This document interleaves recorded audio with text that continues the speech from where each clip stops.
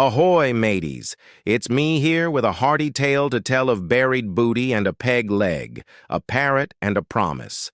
This is the story of Pegleg Pete, who some say was based on a real person, a legendary pirate captain known only as Captain Pete, who sailed these very waters in the golden age of piracy some 300 years ago. Our Pete, however, was no bloodthirsty pirate, but rather an honest salt with a wooden leg and a heart of gold, or so he claimed. See, Pete lost his leg in a terrible accident when he was young. A cannonball from a ship's cannon fell into the sea and then rolled right across his foot, taking it clean off. Now, anyone who lost a limb in such a manner was considered cursed by the superstitious sailors of the day, and so Pete was forced to leave the Navy.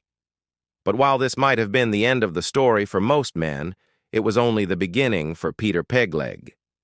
He continued to live by the sea, working as a dockhand until one day he found an old tattered map in the pocket of a dead man's coat.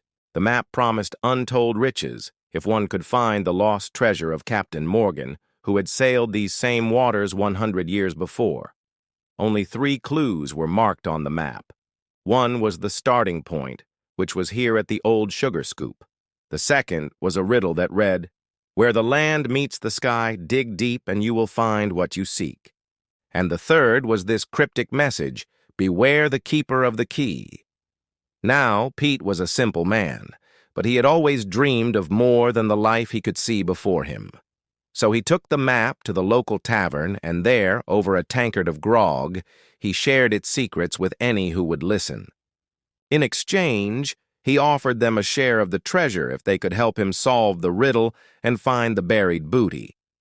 Soon, a motley crew had formed, consisting of a gruff old navigator named Jake, a giant of a man with a surprisingly gentle touch named One-Eyed Jack, and a young cabin boy whose nimble fingers were said to be able to pick the lock of any treasure chest. The fourth member of their crew was Polly, a bird-brained parrot who belonged to the tavern owner. She had witnessed many drunken nights and loud boasts from sailors, and so she too had learned the ways of the sea.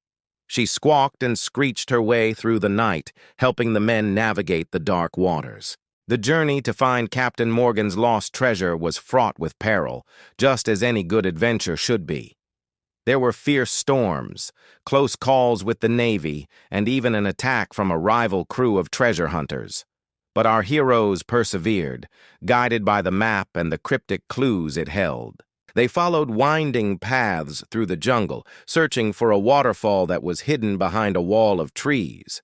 Finally, as the sun began to set, they saw it, a shimmering cascade of water tumbling down moss-covered rocks. As the light hit the spray, it glittered like gold. "This must be the place," thought Pete. "The map said where the land meets the sky. Surely this is it." But as they approached the falls, they realized that there was a problem.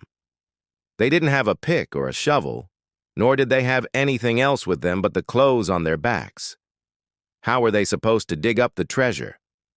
Just then, Polly let out a loud squawk and flew down to a nearby cave. The men looked at each other and then at the cave. Was this part of the clue? Had Polly found something? With nothing to lose, they followed her into the darkness. The passage was narrow and the air grew colder as they went deeper inside. Then suddenly the tunnel opened up into a large cavern, and in the center, sitting on a rock, was a small wooden chest. They quickly pried it open and found stacks of gold and silver coins, jewels, and precious gems. Each man's eyes grew wide with greed and surprise. Could this really be all theirs? As they divided up the treasure, each man took what he could carry and then some, and with their pockets heavy and their hearts light, they returned to civilization. As for Pegleg Pete, well, he kept his promise. He shared the fortune with those who had helped him and lived out his days as a wealthy innkeeper, though some say that he never quite stopped searching for new adventures. Thank ye for listening to this tale of buried booty and a peg leg, a parrot, and a promise. If ye enjoyed our story today, then shiver me timbers.